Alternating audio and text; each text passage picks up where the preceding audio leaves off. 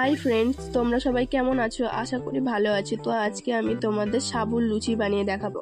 তো হালকা আছে আমি ফার্স্টে সাবুগুলো একটু নেড়ে নেব যতক্ষণ না ফুটছে এবং সাদা হচ্ছে। এবার আমি নামিয়ে নিলাম। আর হ্যাঁ, এটা কেউ ভুলেও মিক্সিতে পেস্ট করতে যাবে না, কারণ মিক্সি খারাপ হয়ে যেতে পারে। তাই আমি এই সাবুদানাটা সিলেই পেস্ট করে নিলাম। একদম ভালোভাবে মিহি করে পেস্ট করবে তোমরা, একটু কষ্ট হবে, ছড়িয়ে যাবে। তো দেখো আমি মিহি করে খুব সুন্দরভাবে পেস্ট করে নিয়েছি। তাও তোমরা একটু চেলে নেবে, কারণ হালকা হালকা গোটা গোটা থাকে, তাই সেই কারণে তোমরা একটু চেলে নেবে।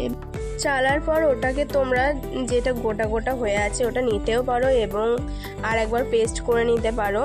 আমি চিনিটাকেও সেমভাবে পেস্ট করে নিয়েছি, কারণ চিনিটা আবার গোটা গোটা থাকলে মানে একটু খেতে বাজে লাগবে, গোটা গোটা হয়ে থাকবে আর কি, সেই কারণে আমি চিনিটাকেও ভালো করে পেস্ট করে নিয়েছি। তো এবার আমি সাবুদানার পেস্টের উপর চিনি গুঁড়োটা দিয়ে দিলাম আর হালকা একটু সাদা তেল দিলাম। এবার আমি হাতে করে মিক্স করে নিলাম। আমি একটা আলু সিদ্ধ করে রেখেছিলাম, ভালো করে সিদ্ধ করে রাখা আলু, আমি ওটাকে ভালো করে চামচ দিয়ে গ্রেট করে নেব যেন কোনো গোটা গোটা না থাকে। তাই ভালো করে গ্রেট করে নেওয়ার পর ওটা আমি সাবুদানার পেস্টের ওপর ওটাকেও মিক্স করে নেব। ওটা আমি হাতের সাহায্যে ভালোভাবে মেখে নেব। আমার কথা বলতে প্রবলেম হচ্ছে কারণ আমার শরীরটা একটু খারাপ, ঠান্ডা লেগেছে প্রচুর। তোমরা নিশ্চয়ই আমার গলা শুনে বুঝতে পারছো। তো এবার মাখার পর হালকা গরম জল দিয়ে আমি ভালো করে মেখে নেব। তো বেশি নরম করলেও হবে না, শক্ত করলেও হবে না। তো এটাকে ভালো করে আমি মেখে নিয়েছি।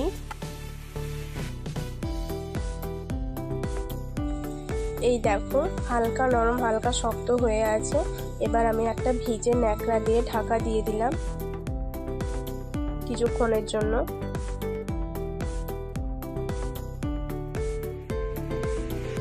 আমি ভিজে ন্যাকড়া দিয়ে 15 মিনিটের মতো ঢাকা দিয়ে রেখেছিলাম। তো দেখো অনেকটা নরম হয়ে আছে। তো আমি এটাকে 3 ভাগ করে নেব। আর এটা কাঠের বেলুন চাকি দিয়ে করলে হবে না, তাই আমি সমান থালাতে করে নিয়েছি। তো আমি লিচিটাকে হাতের সাহায্যে গোলভাবে শেপ দিয়ে নিচ্ছি। এবার আমি লিচিটায় হালকা চাপ দিয়ে বেলে নেব। আর এটা ছোট ছোট লিচি করে বেললে এটা ফেটে ফেটে যাবে, এটা শেপ আসবে না। তাই আমি বড় লিচি কেটে হালকা এইভাবে বেলে নিলাম। তারপর একটা গ্লাসের সাহায্যে আমি এটাকে গোল করে কেটে নিলাম।